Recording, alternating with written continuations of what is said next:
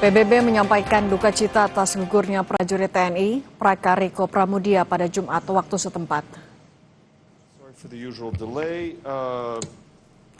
Juru bicara Sekjen PBB mengatakan Riko meninggal dunia akibat luka berat yang dialami akibat ledakan proyektil di pangkalannya di Arkit Al-Qushair, Lebanon pada 29 Maret.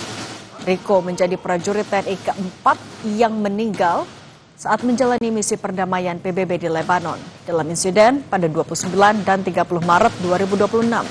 Atas peristiwa bertubi-tubi, PBB telah meminta agar kasus ini diselidiki dan menindaklanjuti guna membawa para pelaku ke hadapan hukum. Serangan terhadap penjaga perdamaian PBB dikategorikan sebagai kejahatan perang oleh hukum internasional. We are deeply saddened to learn of the death of yet another Blue Helmet. He died earlier today. The Secretary General expresses his deepest condolences to the families, friends, and colleagues of 31-year-old Corporal Riko Pramudia of Indonesia, as well to the government and people of his country. Corporal Pramudia succumbed to his wounds sustained in an incident that took place on March 29th, able to bring in as much oil as we can. We are bringing in some fuel. Our colleagues at UNOPS are responsible for it, and they're doing a good job, but we need more to be brought in. We've requested that the relevant parties ensure these cases are investigated and, where appropriate, prosecuted by national authorities in order to bring the perpetrators to justice and ensure accountability. Attacks against UN peacekeepers may constitute war crimes under international law.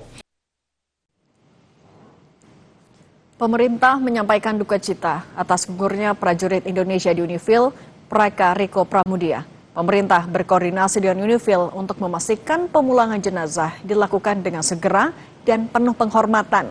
Menurut Kementerian Luar Negeri, Prakariko gugur setelah dirawat intensif di Beirut, Lebanon. Namun luka berat akibat ledakan artileri dari tank Israel membuat Prakariko tidak terselamatkan.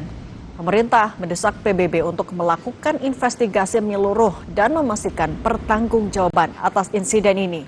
Indonesia juga berkoordinasi dengan PBB dan negara penyumbang pasukan perdamaian untuk mengevaluasi keamanan para personel. Pemerintah Republik Indonesia menyampaikan duka cita yang mendalam atas gugurnya Prakariko Pramudia, prajurit Indonesia yang bertugas dalam misi perdamaian UNIFIL, yang mengalami luka berat akibat ledakan artileri dari tank Israel di dekat kota Arkit Al-Qushair pada 29 Maret 2026. Indonesia kembali mengutuk serangan Israel yang menyebabkan gugurnya peacekeeper Indonesia. Serangan terhadap pasukan perdamaian PBB merupakan pelanggaran serius terhadap hukum internasional dan dapat dikategorikan sebagai kejahatan perang. Pemerintah Indonesia juga kembali mendesak PBB untuk melakukan investigasi yang menyeluruh, transparan, dan akuntabel untuk mengungkapkan seluruh fakta dan memastikan pertanggungjawaban atas insiden ini. Pemerintah melalui Kementerian Luar Negeri mengaku sudah memberikan upaya medis terbaik untuk almarhum. Namun karena luka berat akibat ledakan proyektil, nyawa Riko tak terselamatkan. Sejak insiden tersebut, pemerintah Indonesia berkoordinasi dengan UNIFIL, pemerintah Lebanon, serta tim medis di Beirut telah memastikan upaya medis yang optimal dan terbaik. Berbagai langkah medis telah diupayakan, namun akibat kondisi luka yang cukup berat, nyawa almarhum tidak dapat diselamatkan. Negara hadir untuk memberikan penghormatan yang setinggi-tingginya atas pengabdian dan pengorbanan almarhum bagi perdamaian dunia. Merespons peristiwa yang kembali menimpa pasukannya, UNIFIL kembali menegaskan serangan yang disengaja terhadap pasukan penjaga perdamaian merupakan pelanggaran berat terhadap hukum humaniter internasional dan resolusi Dewan Keamanan 1701 serta dapat dikategorikan sebagai kejahatan perang. Sebelumnya, PBB telah merilis hasil penyelidikan awal insiden yang terjadi tanggal 29 dan 30 Maret. Menurut PBB, insiden pada 29 Maret disebabkan oleh tembakan tank Israel. Sementara insiden pada 30 Maret disebabkan alat peledak rakitan yang kemungkinan dipasang Hizbullah. As previously shared, preliminary findings of the investigation indicate that a shell fired from an Israeli Merkava tank struck a UNIFIL position, leading to the death of the peacekeepers. We've requested that the relevant parties ensure these cases are investigated and, where appropriate, prosecuted by national authorities in order to bring the perpetrators to justice and ensure accountability. Attacks against UN peacekeepers may constitute war crimes under international law.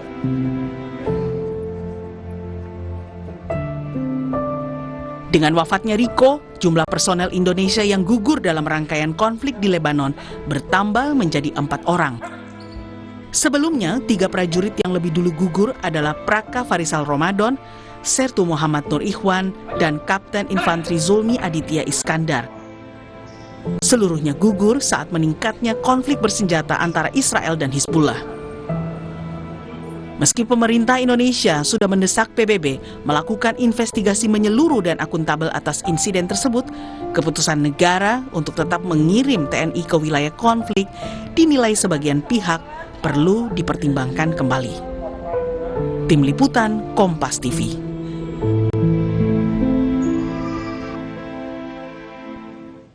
Dengan gugurnya Praka Riko, jumlah personel Indonesia yang gugur dalam rangkaian konflik di Lebanon bertambah menjadi 4 orang.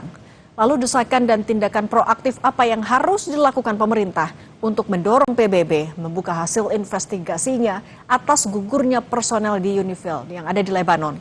Sudah bersama kami anggota Komisi 1 DPR RI fraksi PKB Syamsur Rizal. Deng Ical, selamat petang. Selamat petang, Assalamualaikum warahmatullahi wabarakatuh. Waalaikumsalam warahmatullahi wabarakatuh. Deng Ical, ketika pasukan yang gugur sudah 3 orang, Istana saat itu menjanjikan ada evaluasi. Beberapa hari lalu, Kementerian Luar Negeri bilang akan memastikan melanjutkan mandat sampai akhir tahun. Dengan pasukan yang gugur bertambah jadi 4 orang, apakah menurut koordinasi dengan Kementerian Luar Negeri sudah bulat tetap melanjutkan mandat atau harus ada evaluasi lanjutan? Ya Mbak Cindy dan semua yang mendengar, yang pertama kita ingin sampaikan duka cita yang mendalam dan kita sudah membicarakan ini secara lebih intensif untuk memastikan bahwa peristiwa seperti ini tidak boleh lagi terjadi ke depannya. Ada nota diplomatik yang kita kirimkan dan kita juga ingin menuntut kepada PBB untuk menguatkan regulasi terutama untuk pengiriman peacekeeper. Tetapi yang paling penting di sini adalah kategori dari pelanggaran ini yang sudah pasti menjurus ke arah kriminal atau kejahatan perang. Dan tentu ini ada sanksi yang seharusnya luar biasa karena ini bukan cuma sekali ini, berkali-kali dan tentunya ini menjadi presiden buruk bagi pasukan perdamaian yang lain. Tetapi kami juga berpendapat bahwa pengiriman pasukan perdamaian ini adalah sebuah kehormatan besar bagi bangsa dan negara dan semua prajurit TNI itu sangat menginginkan itu dalam pengertian siap untuk dikirimkan kemana saja untuk menjaga perdamaian karena ini juga adalah bagian dari amanah konstitusi untuk menjaga perdamaian dunia. Yang ketiga yang ingin kita tegaskan bahwa pasukan perdamaian ini dikirimkan pasukannya dan Indonesia alhamdulillah sampai hari ini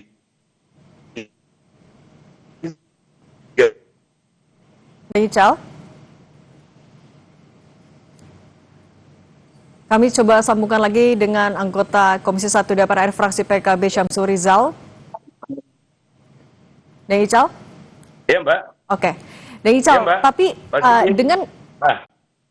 Deng Ical, tapi dengan kondisi kita juga harus tetap memprioritaskan keselamatan dari pasukan yang dikirimkan. Apakah perlu sebenarnya opsi penundaan penugasan pasukan kita ke sana? Apakah sebenarnya ada sanksi kalaupun kita melakukan penundaan itu?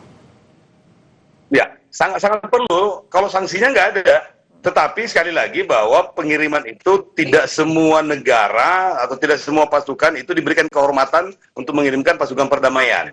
Dan itu yang menjadi pertimbangannya. Sehingga keputusan kita untuk sementara ini adalah memastikan bahwa mandat yang diberikan kepada Republik Indonesia ini diselesaikan sampai 31 Desember 2026. Di samping itu kita menuntut perlakuan yang berbeda. Peningkatan standar pengamanan untuk pasukan kita, bukan cuma dari Indonesia, tapi dari seluruh pasukan UNIFIL. Yang kedua yang kita minta adalah bahwa PBB ini mengambil inisiatif untuk segera melaporkan, termasuk Indonesia juga, untuk melaporkan kepada majelis atau International Criminal Court di Den Haag. Bahkan kita juga minta untuk dilaporkan di International Court of Justice, karena ini adalah sebuah pelanggaran berat dalam konteks hukum humaniter internasional. Sehingga ke depannya PBB dan lembaga-lembaga multinasional lainnya perlu untuk meninggalkan rule of engagement dalam pengertian harus ada standar yang lebih jelas dan sanksi yang lebih keras terhadap negara-negara pelanggar dari komitmen-komitmen dan aturan-aturan termasuk di resolusi 1701 di Lebanon. Tapi Ya, Mbak kalau Sidi. Anda melihatnya sebenarnya kecaman yang dilakukan oleh Indonesia kepada serangan serangan Israel, dan juga apa yang kita desak kepada PBB untuk melakukan investigasi secara menyeluruh, sudah optimal belum atau masih kurang keras, kurang tegas? Dalam konteks PBB, Dewan Keamanan PBB itu sudah cukup optimal. Tetapi kita juga masih bisa menggunakan jalur lain.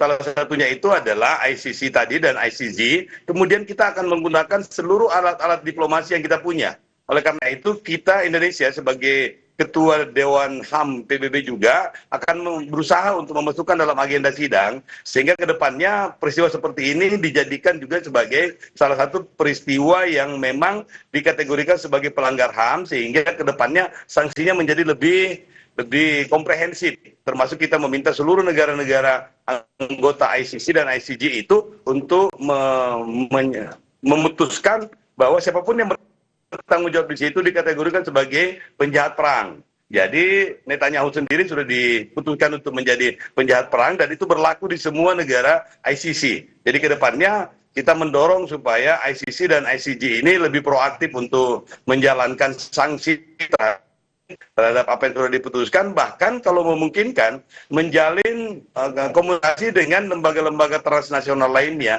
diantaranya juga Interpol, sehingga setiap pelanggar HAM atau pelanggar kejahatan perang itu mendapatkan sanksi di semua negara anggota Interpol ke depannya. Kita minta supaya nota diplomasi Indonesia itu bergerak ke arah sana. Oke, kalau itu yang bisa kita lakukan ke pihak Ya, Mbak luar. Sindi. Tapi kalau untuk penguatan regulasi yang sempat Ya, Anda Mbak singgung, penguatan regulasi untuk mencegah kejadian serupa terulang lagi, apa yang bisa kita lakukan di dalam negerinya? Kalau dalam negeri ini, alhamdulillah, Kementerian Luar Negeri, kemudian Panglima TNI juga sudah berkomitmen untuk meningkatkan standar keamanannya. Jadi ada SOP baru yang mungkin akan kita terapkan nanti pada pengiriman berikutnya, sehingga kedepannya tidak terjadi lagi. Tetapi yang paling penting di sini adalah bagaimana menguatkan kekuatan atau kemampuan survive dari teman-teman saudara-saudara kita yang akan ditugaskan ke luar negeri, terutama untuk standar-standar atau paling tidak safety tool yang personal, yang sifatnya personal, sehingga kedepannya tidak terjadi lagi. Iya. Oke. Syamsur Rizal, anggota Komisi 1 DPR RI fraksi PKB, terima kasih sudah berbagi bersama kami di Kompas Petang. Terima kasih banyak, Mbak Cindy. Salam hormat. Assalamualaikum warahmatullahi wabarakatuh. Waalaikumsalam warahmatullahi wabarakatuh.